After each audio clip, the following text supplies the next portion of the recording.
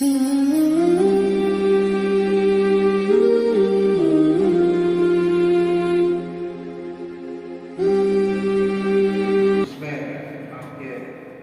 علم دانی کے لیے عرض ہے کہ اس میں کچھ طلبا عالم بھی ہیں ماشاءاللہ، کچھ اس میں مسیح کے فارغین بھی ہیں، اور بعض طلبا اس میں سوم چاہروں پڑے ہوئے طلبا بھی ہیں، بعض دوم پڑے ہوئے طلبا بھی ہیں، اور بعض امامت فرما رہے ہیں، بعض مکتب کی خدمت انجام دے رہے ہیں، بعض امام خطیب ہیں، اور بعض جو ہے سوم انجم ششم گفتگو پڑھنے والے طلبا بھی اس میں ہیں۔ اس طرح مختلف خدمت قسم کی خدمات انجام دینے والے طلبا ہیں۔ بعض طلبا کاروبار میں چلے گئے ہیں، بعض طلبا کالج پڑھ رہے ہیں حافظ ہونے کے بعد۔ اس طرح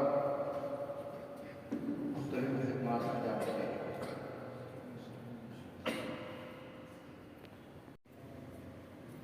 مولانا رسول اللہ صاحب اور میرے درمیان اس طرح کی کچھ باتیں ہیں کہ ہمارے طلبا کشف العلوم سے پڑھے ہوئے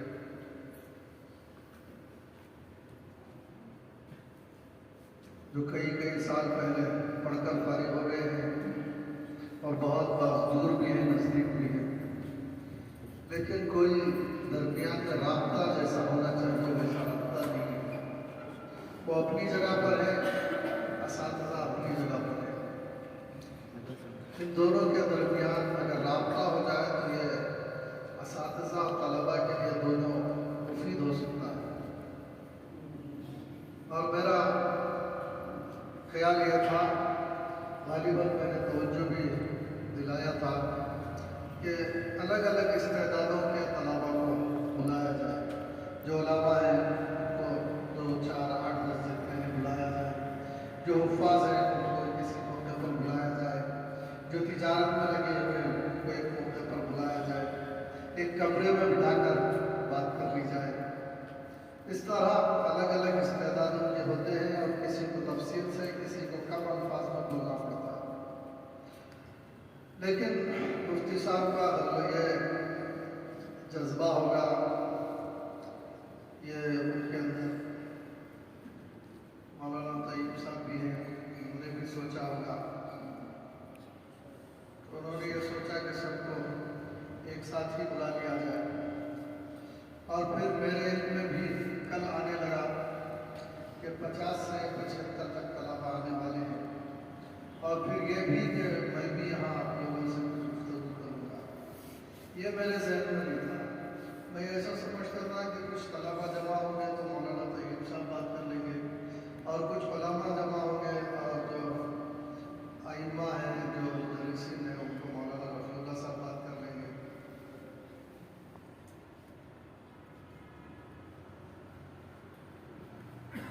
لیکن صبح میں جب مجھے کہا گیا کہ مجھے بھی یہاں گفتگو کرنا ہے، تو میری تو طبیعت ہی خراب ہو گئی اس وقت کہ آپ لوگ ایسے ایسے علماء، مدرسین، ائمہ، میں کیا گفتگو آپ حضرات کے سامنے کروں؟ یہ تو مولانا طیب صاحب اور رفیع اللہ صاحب کو کرنا چاہیے تھا۔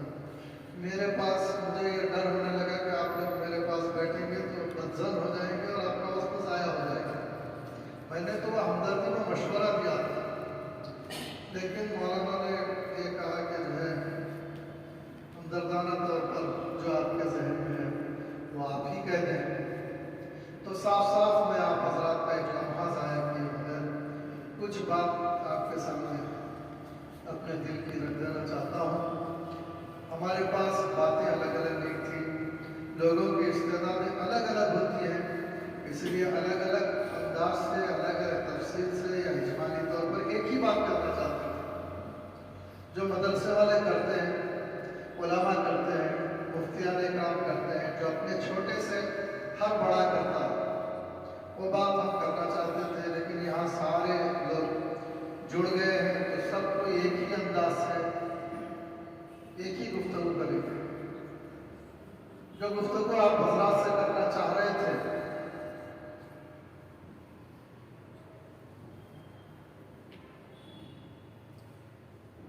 چند باتیں آپ کے ذہن میں آپ حضرات کے دل میں اتارنے کی باتیں تھیں،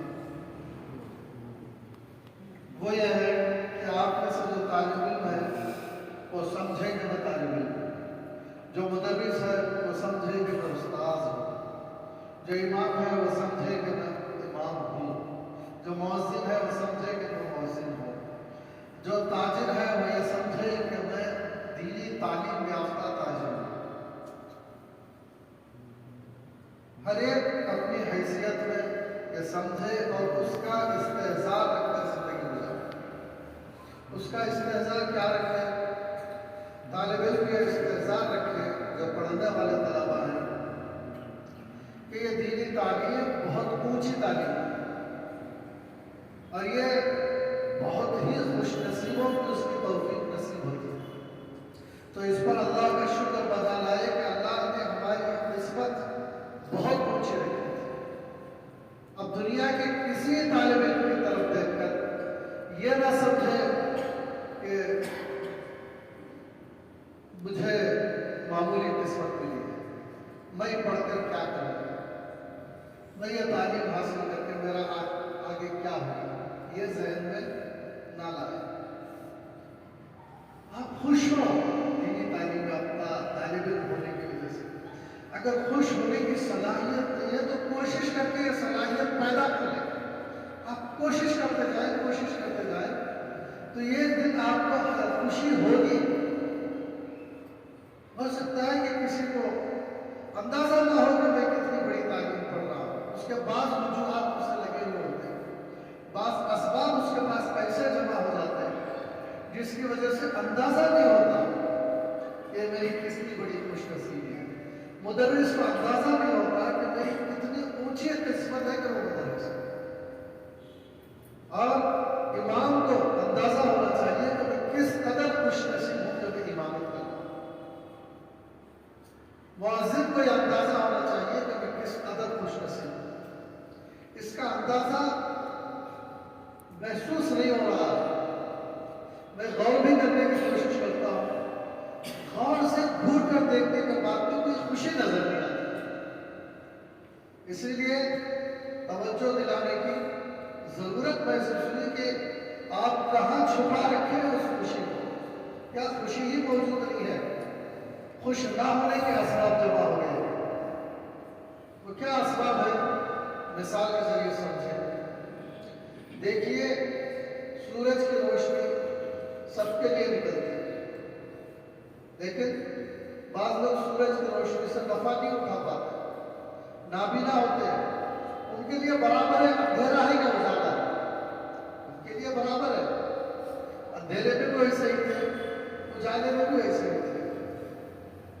اور اسی طرح بارش ہوتی ہے، بہت صاف شفاف پانی ہوتا ہے، بہت مفید پانی ہوتا ہے اور برستا ہے اور جم کر برستا ہے، لیکن زمین کے بعض حصوں میں کچھ نہیں اگتا، زرخیزی نہیں ہوتی اور چٹانوں پر کچھ نہیں ہوتا، اور بعض جگہ کانٹے اگاتے ہیں جو کسی کام کے نہیں، وہاں آ کر حشرات الارض اور اس طرح کے کیڑے مکوڑے وہاں بسیرا کرتے ہیں۔ علماء نے لکھا ہے کہ جن طلباء کو خوشی نہیں محسوس ہوتی مدارس میں آ کر بھی، ان کی مثال بھی بنجر طلباء کی سی ہے، اندھے طلباء کی سی ہے۔ وہ اندھے ہیں، ان کو تعلیم نظر نہیں آ رہی، ان کو مدرسہ کیا چیز ہے نظر نہیں آ رہی، درس کی اہمیت ان کو نہیں نظر آ رہی ہے، اور یہ تعلیم کیا چیز ہے؟ وہ طلباء زرخیز طلباء نہیں ہے، بنجر طلباء ہے۔ سوال پیدا ہوتا ہے کہ یہ بنجر کیسے بن گئے، ان کے دل بنجر کیسے ہو گئے، ان کے دماغ بنجر کیسے ہو گئے، اور یہ کیسے چٹان بن گئے، یہ کیسے صرف دن و رات گزارنے والے ہو گئے۔ علماء نے اس کی وجہ اور پکڑا ہے اس چیز کو، اس مرض کو۔ تو اس شبہ میں ہم دردانہ طور پر آپ کو جمع کرنے لگے کہ ہمارے طلباء کا وقت تو ایسا نہیں گزر رہا کہ وہ اداس ہو،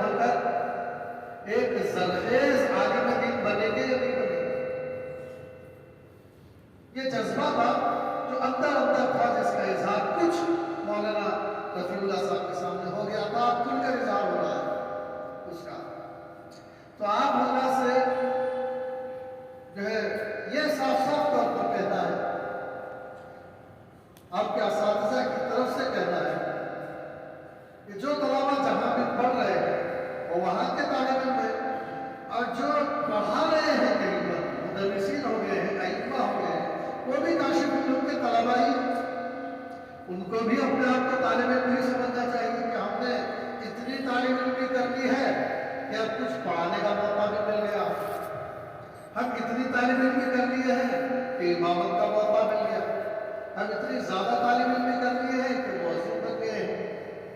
بہرحال وہ بھی طالب علم ہے اور ان کو اب بھی کتابیں پڑھنے کی مزید ضرورت ہے اور اساتذہ سے اب بھی فائدہ اٹھانے کی ان کو ضرورت ہے۔ وہ اسباب کیا ہے جس کی وجہ سے ایک آدمی مدرسے میں داخلہ لے کر استاذ کے درس میں بیٹھ کر بھی جو فائدہ طالب علم کو اٹھانا چاہیے، جو اس کا دل کھلنا چاہیے اور جس کا دماغ کھلنا چاہیے، وہ بات اس کے اندر نہیں پیدا ہوتی، وہ ہے خوف خدا کی کمی۔ یہ شرط ہے طالب علموں کے لیے درسگاہ میں آنے کے لیے۔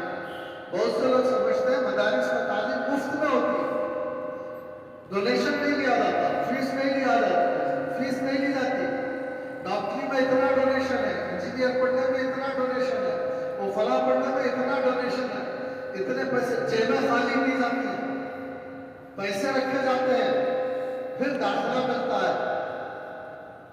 لیکن میں آپ کو بتاؤں کہ مدارس میں داخلہ لینے کے لیے بے شک پیسوں کی ضرورت نہیں ہے، لیکن اپنا جگر نکال کر رکھنے کی ضرورت ہے۔ اللہ تعالیٰ کو دل دیتے ہو یا نہیں دیتے ہو؟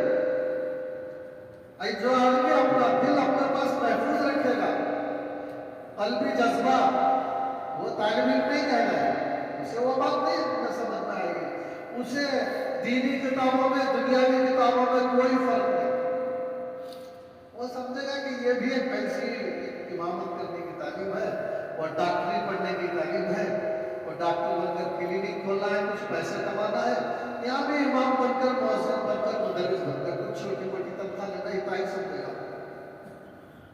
باقی جو انقلاب جیسے زمین پہ انقلاب آنا تھا، قحط دور ہونا تھا بارش کے ذریعے سے، ہر طرف سبزہ اگنا چاہیے تھا، اسی طرح جو ہے جو بات طالب علم کے اندر پیدا ہونی چاہیے تھی وہ بات نہیں پیدا ہوگی۔ کبھی استاذ کے اندر نہیں ہے، استاذ علم کی وہ برسا رہے ہیں، لیکن کبھی ان کے اندر ہے کہ یہ خوف خدا کی صفت سے ان کا دل خالی ہے۔ یہ نہ سمجھیے کہ خوف خدا ہمارے اندر نہیں ہے، اس کی کیا گارنٹی ہے؟ اندر کی بات کیسے نظر آ گئی؟ دل کی بات، بے شک دل کی بات نظر نہیں آتی ہے، لیکن اگر کہیں دھواں نظر آئے تو اندر آگ ضرور ہوگی۔ اتنی بات تو سمجھ میں آتی ہے کہ آگ کے بغیر دھواں نظر نہیں آتا۔ اسی طرح اگر کسی کے اندر ظاہری طور پر خدا کی نافرمانی پائی گئی تو یہ سمجھا جائے گا کہ خوف خدا کی دولت سے محروم ہے۔ اب یہ دیکھنے میں آ رہا ہے کہ طلباء کے اندر ہوگا، طالب علموں کے اندر، وہ طالب علم ہے، دینی تعلیم کا خواہش مند، جب وہ طالب علم ہے، وہ علم چاہتا ہے تو اللہ تعالیٰ اپنے سے بے خوف رہنے والوں کو علم نہیں دیتا، تھوڑا بہت تو سب کو دے دے گا۔ قرآن کریم جیسے بارش کی مثال ہے، سب کو ملتی ہے، سورج سب کو ملتا ہے، اسی طرح تھوڑا بہت آنا وہ سبھی کے ہاں ہوتا ہے، لیکن جسے حقیقی معنی میں آنا بولتے ہیں، بھرپور فائدہ کہ طالب علم کی کا ہوا خوش ہو جائے، اس کی روح اندر سے بچل جائے، اس کا جی اب کسی چیز کو نہ چاہے، حتیٰ کہ بادشاہت اس کے سامنے پیش کر دی جائے تو وہ کتاب بند کرنے تیار ہے۔ یہ بات تو اسی کو آئے گی جس کے اندر خوف خدا ہو۔ یہ خوف خدا کو اپنے دل میں پیدا کیجئے۔ آپ کیسے بند کرنا ہے پھر بات کرنا ہے۔ اب یہ آپ کے اوپر ہے، اور بھی کچھ باتیں بولنا ہے، بس اب یہ بات کو مکمل کر دیتا ہوں۔ آپ یہ کیسے پیدا کرنا ہے خوف خدا، اس کی ضرورت آپ محسوس کیجئے۔ علم میں کمال پیدا ہونے کے لیے، حقیقی طور پر علم بننے کے لیے، علم آنے کے لیے، حقیقی طالب علم بننے کے لیے کہ اللہ تعالیٰ علم دے دے، حقیقی معلم بننے کے لیے، حقیقی امام بننے کے لیے، ایک ایسا مؤذن جو واقعتاً مؤذن ہو، جسے قیامت